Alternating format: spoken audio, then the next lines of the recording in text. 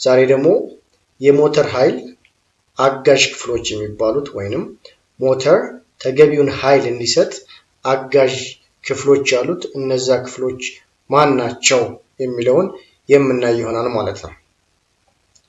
ሞተር ትክክለኛ ኃይል እንዲያመነጭ ይፈለጋል። ስለዚህ ያን ትክክለኛ ኃይል እንዲያመነጭ ደግሞ አጋዥ ክፍሎች አሉት። እነዚህ አጋዥ ክፍሎች የሞተር ኃይል አጋዥ ክፍሎች በመባል ይታወቃሉ። እነማን ናቸው የሚሉትን ስናይ የመጀመሪያው የነዳጅ አስተላላፊ ክፍሎች የሚባሉት ናቸው።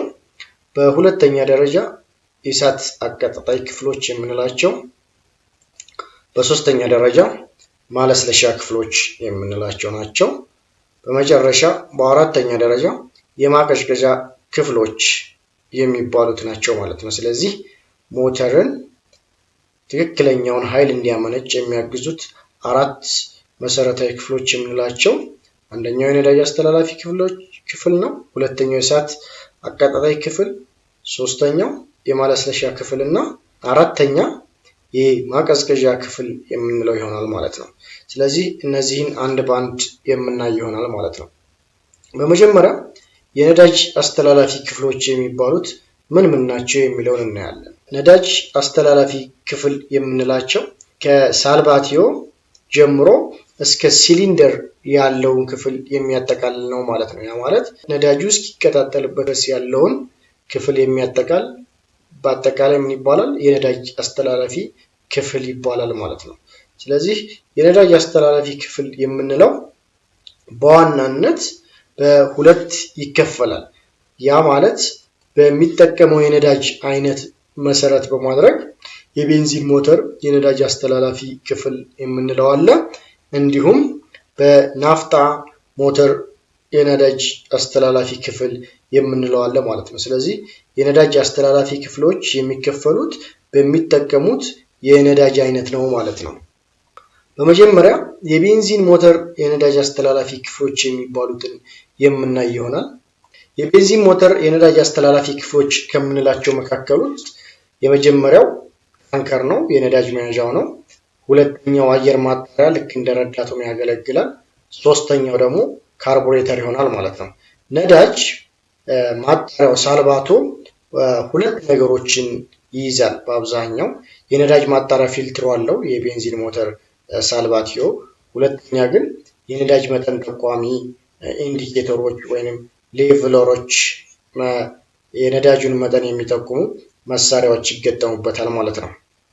ወደ ፓምፕ ወደ ማጓጓዣ ስንሄድ እዚህ ጋር የምታያቸው የነዳጅ መስመሮች ናቸው። ነገር ግን የነዳጅ ፓምፖች ብዙ ጊዜ መኪናዎች ላይ ተገጥመው እናገኛለን ማለት ነው። ነዳጅን ከሳልባቲዮ ወደ ካርቡሬተር የሚወስዱ ማለት ነው። እነዚህ የነዳጅ ፓምፖች በአብዛኛው በሁለት ይከፈላሉ። ኤሌክትሪካል እና ሜካኒካል ብለን እንወስዳለን ማለት ነው። ኤሌክትሪካል ማለት ቀጥታ በኤሌክትሪክ ጋር ተገናኝተው በኤሌክትሪክ አማካኝነት የተንቀሳቀሱ ፓምፕ እያደረጉ ወደ ካርቡሬተር የሚወስዱ ናቸው። ሁለተኛ ሜካኒካል ከሞተሩ ጋር ተገናኝቶ ሞተሩ በሚዞሩበት ጊዜ እነሱም አብሮ የተንቀሳቀሱ ፓምፕ እያደረጉ ወደ ሞተር የሚወስዱ ናቸው ማለት ነው። ነገር ግን ሶስተኛ ለየት የሚለው ነገር ሞተር ሳይክሎች ላይ ብቻ አብዛኛው የሚገኝ ነዳጅ ወደ ካርቡሬተር የሚሄደው በግራቪቴሽናል ፎርስ ወይንም በመሬት ስበት ኃይል ብቻ ነው ማለት ነው። ምንም አይነት ፎርስ ምንም አይነት ፓምፕ ሳይኖረው ነዳጁ ራሱን ጠብቆ ወደ ካርቡሬተር ይሄዳል ማለት ነው። ስለዚህ በመቀጠል ካርቡሬተር የሚባለው ነገር ምንድነው? ምን ክፍል ይይዛል የሚለውን የምናይ ይሆናል ማለት ነው። ካርቡሬተር ስንል ካርቡሬተር ማለት አየርና ነዳጅን መጥኖ ቀላቅሎ ወደ ሲሊንደር የሚያስተላልፍ ክፍል ነው ማለት ነው። ያ ማለት ካርቡሬተር አየርና ነዳጅን ያቀላቀላል። ከዚያ በኋላ ቀጥታ ወደ መቀጣጠያው ክፍል ነው የሚሄደው ማለት ነው። የተመጠነው የተቀላቀለው ነዳጅና አየር ማለት ነው። የካርቡሬተር ዋና ዋና ክፍሎች ከምንላቸው በጣም ጠቃሚ የምንለው ቾክ ቫልቭ የምንለው ነው። በካርቡሬተር በላይኛው ክፍል የተገጠመ ሆኖ እናገኘዋለን። ነገር ግን ቾክ ቫልቭ የሚጠቅመው በቅዝቃዜ ወቅት ነው። እርጥበት አዘል አየርን መጠን ለመቀነስ እና ሞተርን ቶሎ እንዲነሳ ለማድረግ የሚጠቅመን ክፍል ቾክ ቫልቭ ይባላል። ይህ ቾክ ቫልቭ የሚባለው ክፍል በሁለት ይከፈላል፣ አውቶማቲክ እና ሜካኒካል የምንለው ማለት ነው። ስለዚህ በአውቶማቲክ እና በሜካኒካል የሚሰሩ ቾክ ቫልቮች ካርቡሬተሩ አናት ላይ ተገጥመው እናገኛለን ማለት ነው። ሌላው ፍሎቲንግ ቦል ነው የምንለው ተንሳፋፊ ኳስ የምንለው ነው። በካርቡሬተር በታችኛው ክፍል ውስጥ ላይ የተቀመጡ ኳስ መሰል ፕላስቲኮች ናቸው። ኳስ ሲባል ክብ ሳይሆኑ ጠፍጠፍ ያሉ ናቸው። መጠኑን የጠበቀ ነዳጅ እንዲኖርን የሚያደርጉ የካርቡሬተር አካል ናቸው ማለት ነው። ሌላው ቬንቹሪ ወይም ጠባብ የካርቡሬተር ጉሮሮ የምንለው ነው። በካርቡሬተር ውስጥ አየርና ነዳጅን ተመጥነው የሚደባለቁበት ጠባብ የካርቡሬተር ክፍል ነው ማለት ነው። በመጨረሻ ትሮትል ቫልቭ የምንለው ነው። ከነዳጅ መስጫው ከፔዳሉ ጋር ተገናኝቶ ነዳጅን እንድንሰጥና እንድንቀንስና እንድንጨምር የሚረዳን ማለት ነው። ትሮትል ቫልቭ ብዙ ጊዜ ከነዳጅ መስጫ ፔዳሉ ጋር ይገናኛል። ከዛ ነዳጅ ፔዳሉን በምንለቅበት ጊዜ ነዳጅ ይጨምራል። ነዳጅ ፔዳሉን በምንለቅበት ጊዜ ነዳጅ ይቀንሳል። ያ ማለት ትሮትል ቫልቭ የመኪናውን ፍጥነት የሞተሩን ፍጥነት እንድንቆጣጠር ያግዘናል ማለት ነው። በመቀጠል አየር ማጣሪያ ወይም ዳፕራተር የምንለው ነው። ይህ አየር ማጣሪያ የምንለው ዳፕራተር የምንለው መሳሪያ በካርቡሬተር ከፊት በኩል የሚገጠም ነው። ሶስት ተግባሮችን ያከናውናል በዋናነት ዳፕራተር ማለት ነው። የመጀመሪያው ወደ ካርቡሬተር ወይንም ወደ ሲሊንደር ሄዱ የሚገባውን አየር ንጹህ እንዲሆን ያጣራል ማለት ነው። በሁለተኛ ደረጃ ግን በካርቡሬተር አናት በኩል ሊነሱ የሚችሉ እሳትን ያስቀራል። በሶስተኛ ደረጃ ከሞተር አካባቢ ሊነሳ የሚችለውን ድምፅ አፍኖ ያስቀራል ማለት ነው። ይህ ነገር የዳፕራተር ጥቅም ከድምፅ ጋር የተያዘውን ብዙ ጊዜ ሞተር ሳይክል ጋር መፈተሽ ይቻላል። እነዚህ ዳፕራተሮችን ካስወገር ድምፁ በጣም ይረብሻል ማለት ነው። ሌላው የአየር ማጣሪያ ወይም ዳፕራተር የምንለው በሶስት አይነት ዘዴ ይሰራል። የመጀመሪያው በደረቅ በካርቱሽ የምንለው ነው። ይህ ደረቅ የምንለው በስፖንጅ አንዳንድ ጊዜ ባጃጆች እና ሞተር ሳይክሎች ላይ የምናገኛቸው የአየር ማጣሪያ ናቸው። ሌላው በዘይት ብቻ የሚሰራ የአየር ማጣሪያ አለ። እንዲሁም በዘይትና በደረቅ የሚሰራ የአየር ማጣሪያ ዳፕራተር ይኖራል ማለት ነው። እስካሁን ያየናቸው በሙሉ በቤንዚን ሞተር የሚሰሩ የነዳጅ መስመሮች ወይም የነዳጅ መስጫ ክፍሎች ናቸው ማለት ነው። የናፍታ ሞተር ነዳጅ አስተላላፊ ክፍሎች የምንላቸው ምን ያካትታሉ? ከቤንዚን የሞተር ነዳጅ አስተላላፊ ክፍሎች ጋር ምን ልዩነት አላቸው የሚለውን ደግሞ በዚህኛው ርዕስ የምናየው ይሆናል ማለት ነው። በመጀመሪያ ሳልቫቲዮ የፊውል ታንክ ወይንም የነዳጅ ማጠራቀሚያ ይኖረናል ማለት ነው።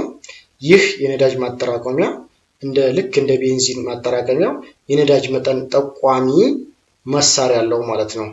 ፊውል ሌቭል ኢንዲኬተር ወይንም ፊውል ኢንዲኬተር የምንለው ከዳሽቦርዳችን ላይ የሚጠቁመን መሳሪያዎች የሚገጠሙበት አካል ነው ማለት ነው። ሌላው የነዳጅ ማጣሪያ በውስጡ እናገኛለን። ይህ የነዳጅ ማጣሪያ በናፍታ ሞተር ላይ የመጀመሪያው የነዳጅ ማጣሪያ የምንለው ይሆናል ማለት ነው። ከዛ በመቀጠል መጋቢ ፓምፕ ወይንም ትራንስፈር ፓምፕ የምንለው ይኖራል ማለት ነው። ከነዳጅ ታንከሩ ፓምፕ አድርጎ ነዳጅ ስቦ ወደ ነዳጅ ሁለተኛ ሰከንደሪ ፊልተር የምንለውን ወደ ሁለተኛው የነዳጅ ማጣሪያ የሚያስገባ ፓምፕ ነው ማለት ነው። እዚህ ጋር ልብ የምንለው በቤንዚን ነዳጅ ማጣሪያ ወቅት ላይ አንድ ብቻ ነበር ያለው። ነገር ግን በናፍጣ ሞተር ላይ ሁለት የነዳጅ ማጣሪያ ይኖራል። ምክንያቱም ናፍጣ ከቤንዚን በተለየ ቆሻሻ የመሸከም ባህሪ ያለው። ስለዚህ ብዙ ቆሻሻ ሊኖር ስለሚችል ያንን ለማስወገድ ሁለት ማጣሪያዎችን እንጠቀማለን ማለት ነው። ከሁለተኛው ማጣሪያ በኋላ ግን ሃይ ፕሬሸር ኢንጀክሽን ፓምፕ ወይንም ፓምፕ ኢኒቶሪ የምንለው ሁለተኛው ፓምፕ ነው። ይህ ፓምፕ በጣም ኃይለኛ ግፊት ያለው ፓምፕ ነው። ስለዚህ ወደ ኢንጀክተር ኖዝል ይገፋል ማለት ነው። ይህ ኢንጀክተር ኖዝል ደግሞ ወደ ጉም ቀይሮ በጉም አማካኝነት ወደ ሲሊንደር ሄድ ወደ ፒስተን አናት ላይ ያርከፈክፋል ማለት ነው። ፒስተን በራሱ አየር ስለሚስብ ከዛ አየር ጋር ተዋህዶ ኢነርጂ ይፈጥራል ማለት ነው። በተረፈ በኢንጀክተር ኖዝል ላይ ተመላሽ የሚሆኑ ነዳጅ ይኖራል። እንዲሁም ከፓምፕ ኢኒቶሪ ላይ የሚመለስ ነዳጅ ሲኖር ወደ በመላሽ መስመር አማካኝነት ወደ ነዳጅ ማጠራቀሚያ ወደ ሳልቫቲዮ የሚመለስ ይሆናል ማለት ነው። ሌላው ካንዲሊቲ ኦር ግሎ ፕላግ የምንለው በናፍጣ ሞተር ላይ የሚኖር ሙቀትን በመፍጠር ቶሎ ሞተር እንዲነሳ የሚያግዘን ክፍል ነው ማለት ነው። ስለዚህ በዚህ ትምህርት እንዳየነው የናፍጣ ሞተር እና የቤንዚን ሞተር ነዳጅ አስተላላፊ ክፍሎች ላይ ልዩነቶች አሉ። የመጀመሪያው በናፍጣ ሞተር ነዳጅ አስተላላፊዎች ላይ ካርቡሬተር የለም።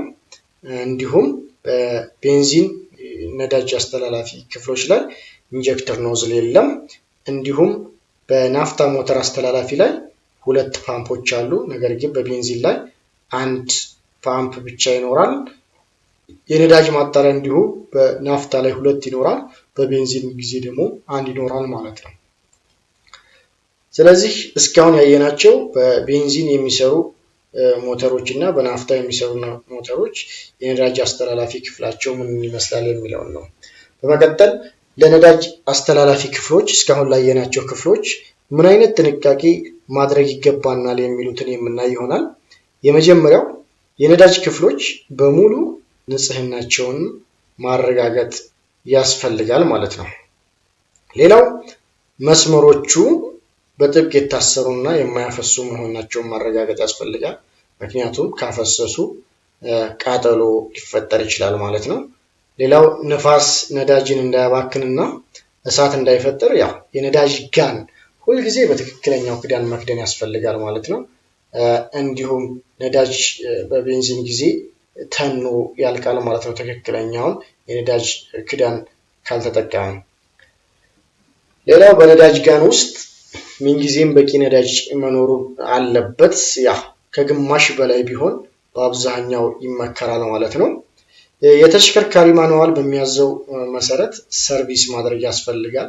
የነዳጅ ማስተላለፊያ ቱቦዎችን፣ ካርቡሬተሮችን ማጽዳት፣ እንደዚህ አይነት ነገሮችን መከናወን አለባቸው ማለት ነው። የነዳጅ መጠኑ ስንመለከት በእንጨትና በቆሻሻ ነገሮችን አለመንካት የመሳሰሉትን ጥንቃቄዎች ልናደርግ ይገባል ማለት ነው። ስለዚህ የነዳጅ አስተላላፊ ክፍሎች የሚሉትን እዚህ ላይ ጨርሰናል። በሁለተኛ ደረጃ ላይ የሞተር አጋዥ ብለን የጠቀስናቸው የእሳት አቀጣጣይ ክፍሎች የምንላቸው ይሆናሉ ማለት ነው። የእሳት አቀጣጣይ ክፍል የምንለው በቤንዚን ሞተር ላይ ብቻ የሚገኝ ሲሆን በሲሊንደር ውስጥ የታመቀውን ነዳጅና አየር ድብልቅ ከፍተኛ የእሳት ብልጭታ በመፍጠርና በማቀጣጠል ሞተር ውስጥ ኃይል እንዲፈጠር የሚያግዘን ነው ማለት ነው። ይህ የእሳት አቀጣጣይ ክፍል የምንለው ማለት ነው። ይህ የእሳት አቀጣጣይ ክፍል የምንለው ከባትሪ ጀምሮ እስከ ስፓርክ ፕላግ ወይንም እስከ ጋንዴላ ያሉትን ያጠቃልላል ማለት ነው። እዚህ ጋር እንደምታዩት የእሳት አቀጣጣይ ክፍሎች የሚባሉት ከባትሪ ጀምሮ እስከ ስፓርክ ፕላግ እስከ ካንዴላ ድረስ ያሉትን ይይዛሉ ማለት ነው። የመጀመሪያው ባትሪ ነው። ይህ ባትሪ ኃይል ያቀርባል ማለት ነው። ኬሚካል ኢነርጂን ወደ ኤሌክትሪካል ኢነርጂ ወደ ቦቢና ይወስዳል። ቦቢና ደግሞ አባስቶ ወደ ዲስትሪቢዩተር ይልካል። ዲስትሪቢዩተር ደግሞ ወደ ዋት ወደ ስፓርክ ፕላግ ወይም ወደ ካንዴላ በመላክ ነዳጅ የማቀጣጠሉን ስራ ይሰሩታል ማለት ነው በመተባበር። የነዚህ ክፍል ጥቅም ምንድነው የሚለውን እስኪ አብረን እንይ። ቁልፍ አለ እዚህ ጋር። ቁልፍ ሲነሳ ነው የኤሌክትሪክ ሊተላለፍ የሚችለው ወደ ቦቢና ማለት ነው። ስለዚህ የነዚህ የእሳት አቀጣጣይ ክፍሎችና ጥቅማቸው ምንድነው የሚለውን አብረን የምናይ ይሆናል ማለት ነው። በመጀመሪያ የምናገኘው ቁልፍ ነው። ቁልፍ ሞተርን ለማስነሳት እንዲሁም የኤሌክትሪክ ኃይል ለማስተላለፍ እና ለማቋረጥ ያገለግላል ማለት ነው። ቁልፍ ሲነሳ ብቻ ነው ኤሌክትሪክ ኃይል የሚተላለፈው። ቁልፉ ከተዘጋ ኤሌክትሪክ ኃይል ይቋረጣል ማለት ነው። ሁለተኛ ኢግኒሽን ኮይል የምንለው ቦቢና የምንለው ነው። ከባትሪ በአነስተኛ ኤሌክትሪክ ኃይል ወስዶ ባሉት 2 ጥቅል ሽቦች አማካኝነት ወደ ከፍተኛ ኤሌክትሪክ ኃይል ይለውጣል። ይህ ቦቢና የሚባለው ዲቫይስ ከባትሪ ከ6 እስከ 12 ቮልት ይወስድና ከ10,000 እስከ 30,000 ቮልት በማባዛት ለዲስትሪቢዩተር ለአቫንስ ያስተላልፋል ማለት ነው። ዲስትሪቢዩተር አቫንስ የምንለው ደግሞ ከቦቢና የተላከለትን ኤሌክትሪክ ኃይል በመውሰድ ለትክክለኛው ካንዴላ በትክክለኛው ጊዜ ያቀርባል ማለት ነው። ስለዚህ የእሳት የማቀጣጠሉን ወይንም ነዳጅ የማቀጣጠሉን ስራ ያቀላጥፉልናል ማለት ነው።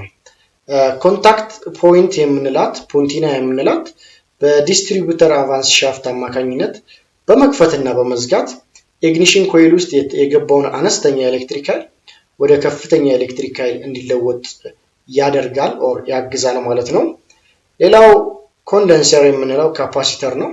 የኤሌክትሪክ ኃይል ወደ ራሱ የሚያከማች የእሳት አቀጣጣይ ክፍል ሲሆን ቦቢና ስራው ውጤታማ እንዲሆንና ፑንቲና እንዳይቃጠል ያግዛል ማለት ነው።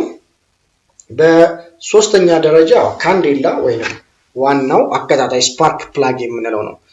በዲስትሪቢዩተር እና ካንዴላ ገመድ አማካኝነት የተቀበለውን ኃይል በሲሊንደር ውስጥ በታመቀ ቤንዚን እና የአየር ላይ ያው እሳት ብልጭታን ይለቃል ማለት ነው። በዛ አማካኝነት ነዳጁ እንዲቀጣጠልና ኃይል እንዲፈጠር ያደርጋል ማለት ነው።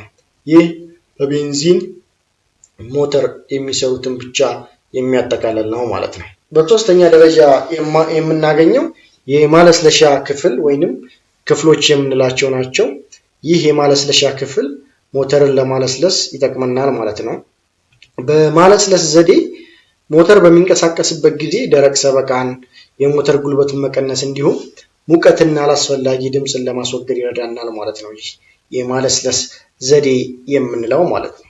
የማለስለስ ዘዴ የሞተር ዘይትን በመጠቀም በሞተር ውስጥ በማዘዋወር ብዙ ተግባሮችን እንዲያከናውን ይሆናል ማለት ነው። የመጀመሪያው ሰበቃን ይቀንሳል፣ ሁለተኛው ድምፅን ይቀንሳል፣ ሶስተኛ ቆሻሻን ያጸዳል፣ አራተኛ ሙቀትን በመጠን ይቀንሳል ማለት ነው። በመጨረሻ ጥሩ ጉልበት እንዲኖር ያስችላል ማለት ነው የማለስለስ ዘዴ የምንለው ማለት ነው።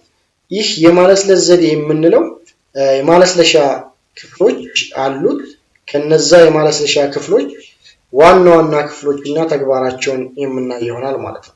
የመጀመሪያ ኦይል ፓን የምንለው ነው ወይም ሶቶ ኮፓ የምንለው ለሞተሩ ማለስለሻ የሚያስፈልገውን በቂ ዘይት የሚይዝና በውስጡ ማጣሪያ የያዘ ስክሪነር፣ ዲፕስቲክ፣ ሌቤሎ የያዘ ያካተተ ክፍል ነው ማለት ነው።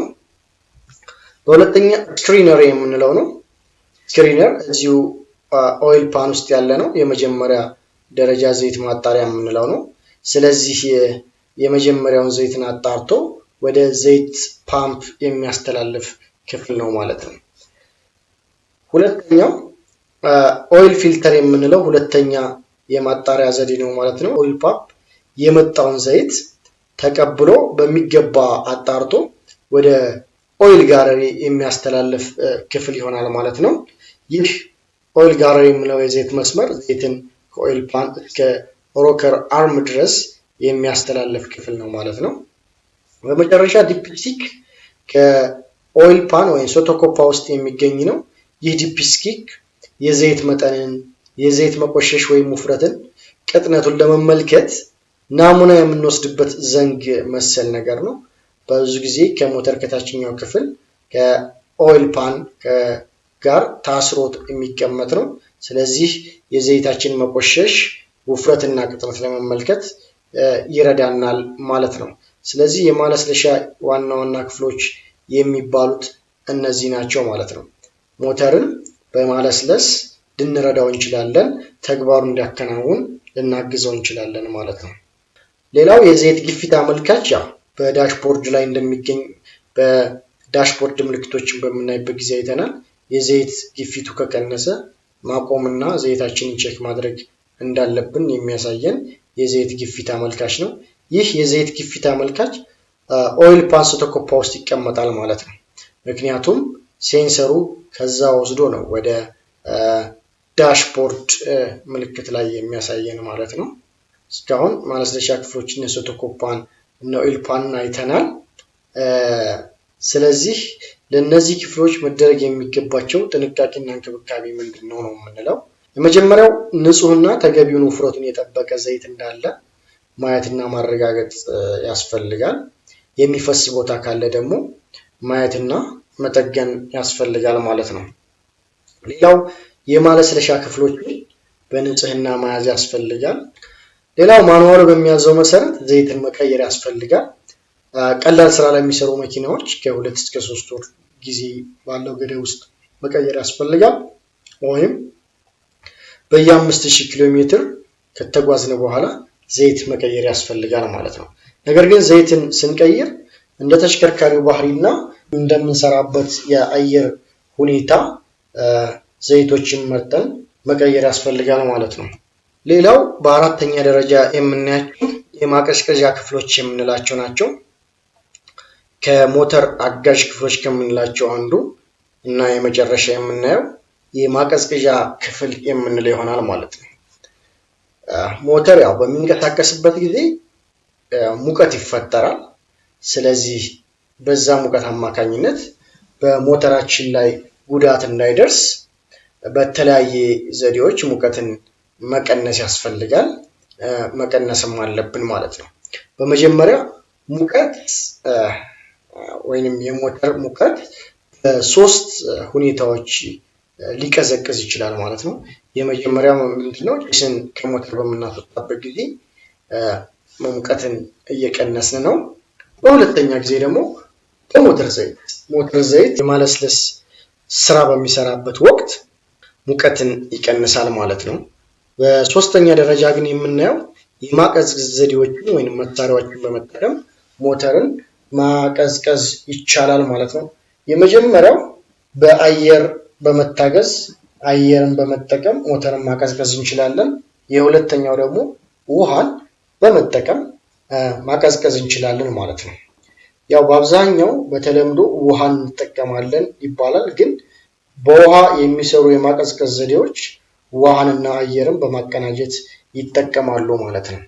የአየር የማቀዝቀዝ ዘዴ የሚለውን ስናይ ከፍተኛ ሙቀት በሚፈጠርበት ሲሊንደር ሄዱ ላይ እሳት የሚቀጣጠልበት ክፍል ላይ ማለት ነው። በሱ ዙሪያ ላይ ፊንሶች አሉ። ፊንስ ማለት እነዚህ ሽንሽን ብረቶች አሉ። ስለዚህ አየር በዛ በሽንሽን በፊንሶች ውስጥ በመዘዋወር ሙቀትን ይቀንሳል ማለት ነው። ግን ቬንቲሌተርን ገጥመን አየርን ፎርስ አድርገን ወደ ፊንሶች ወደ ሽንሽን ብረት እንዲሄድ አድርገን ሞተርን ማቀዝቀዝ እንችላለን። ነገር ግን ሞተር ሳይክሎች ላይ እና ትናንሽ ሞተሮች ላይ የምናየው አየር በራሱ ጊዜ ተዘዋውሮ በፊንሶች ውስጥ ተዘዋውሮ ሞተርን ያቀዘቅዛል ማለት ነው።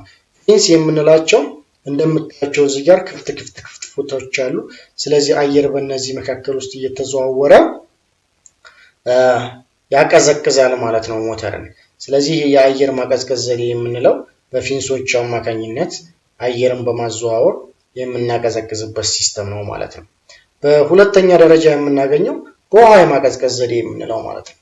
በውሃ የማቀዝቀዝ ዘዴ የምንለው እንደምታዩት በአየር ላይ እንዳየነው አየርን በፊንሶች ውስጥ በማዘዋወር እንዲያቀዘቅዝ አድርገናል። ነገር ግን በውሃ የማቀዝቀዝ ዘዴ በምንመጣበት ጊዜ ከፍተኛ ሙቀት በሚፈጠርበት ሲሊንደር አካባቢ ላይ በሚገኝ ዋተር ጃኬት የሚባል አለ። ስለዚህ በዛ መስመር ውስጥ ውሃን በማዘዋወር በዛ አካባቢ የሚገኙትን ሙቀቱን ተሸክሞ ወደ ራዲያተር ይመለሳል ማለት ነው። ያኔ ሞተር የማቀዝቀዝ ሂደት ይከናወናል ማለት ነው።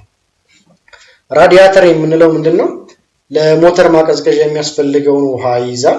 ከዛ ከሞተር ሙቀት ተሸክሞ የተመለሰውን ውሃ በቬንቲሌተር አማካኝነት አቀዝቅዞ እንደገና ወደ ምን ይወስዳል ማለት ነው? ወደ ሞተሩ ያስገባል ማለት ነው። ራዲያተር የሚባለው መሳሪያ ወይንም የማቀዝቀዣ ክፍል ማለት ነው። እዚህ ጋር እንደምታዩት ራዲያተር የማቀዝቀዝ ስራ እየሰራ ነው። ይህ ሞተር ነው። እዚህ ጋር ይሄ ራዲያተር ነው። የተሸነሸነ ብረቶች አሉት። ልክ እንደ ፊንስ እንደምንላቸው ፊንሶች አሉት። እዚህ ውስጥ ውሃ አለ ማለት ነው። ይህ የመጀመሪያው እዚህ ጋር እንደምታዩት በሰማያዊ ያለው ቀዝቃዛ ውሃ ነው። በወሳጅ መስመር ወይም ወሳጅ ሆዝ አማካኝነት ወደ ሞተሩ ፓምፕ ያደርጋል ማለት ነው። እዚህ ጋር የውሃ ፓምፕ አለ። ፓምፑ ይወስዳል ማለት ነው ውሃ ከዚህ ከቀዝቃዛው ክፍል። ሁለተኛ ቴርሞስታት የምንለው አለ። እዚህ ጋር የውሃውን ሙቀት መጠን እንዲሁም ሞተር ውስጥ ያለውን የውሃ ሙቀት መጠን የሚቆጣጠርልን ነው ማለት ነው። እዚህ ጋር ይሄ ኢንጂን ነው፣ በሞተር ነው ማለት ነው። በሞተር ውስጥ እንደምታዩት ክፍት ቦታዎች አሉ በየሲሊንደሮቹ መካከል። እነዚህ ክፍት ቦታዎች ምን ይባላሉ? ወተር ጃኬት የውሃ መተላለፊያ ቦይ ይባላሉ ማለት ነው። ስለዚህ ውሃ በዚህ መስመር ይገባና እዚህ ጋር እንደምታዩት ቀዝቃዛ ውሃ አለ። ወደ ላይ እየወጣ ሲሄድ ግን እየሞቀ ሄድና በመላሽ መስመር በኩል በሆዙ በኩል ወጥቶ ወደ የት ይሄዳል ማለት ነው? ወደ ራዲያተሩ ይመለሳል ማለት ነው። ራዲያተሩ ላይ ምን ተገጥሞለታል? ራዲያተር ፋን የምንለው አለ። ይህ ፋን ከውጭ አየር እየቀዘፈ በዚህ በተሸነሸነው ብረት ላይ ምን ያደርጋል ማለት ነው? ሞቃታማ ውሃውን እያቀዘቀዘ ቀዝቃዛን ውሃ ወደ የት ይልካል ማለት ነው? መልሶ ወደ ሞተር ይልካል ማለት ነው። በዚህ አማካኝነት በውሃ ሞተርን ማቀዝቀዝ እንችላለን ማለት ነው። ሌላው ወሳኝ የሚባል የራዲያተር ክፍል አለ። የራዲያተር ክዳን እንለዋለን። በራዲያተር ውስጥ ያለውን ውሃ ወደ ውጭ እንዳይፈስ ያደርጋል። ከዚህ ሌላ ግን ሁለት ቫልቮች አሉት። የመጀመሪያው ፕሬሸር ቫልቭ ፕሬሸር ቪ የምንለው አለ። በስካሪኮ በኩል የሚያስወጣ ቫልቭ ነው ማለት ነው። ያ ማለት የውሃው መጠን ሲጨምር ራዲያተር ውስጥ ሙቀት ጨምሮ ወደ ላይ ገፍቶ እንዳይወጣ በስካሪኮ በኩል ምን ያደርጋል ማለት ነው? ያስተነፍሳል። ኦቨርፍሎ የሆነ ውሃ ይፈሳል ማለት ነው። ሌላው ቫኪዩም ቫልቭ የምንለው ነው። ውሃ ወደ ራዲያተሩ እንዲያልፍና ራዲያተሩ እንዳይጨማደድ የሚያደርግ ክፍል ነው ማለት ነው። ይህ ቫኪዩም ቫልቭ ምንድነው ጥቅሙ?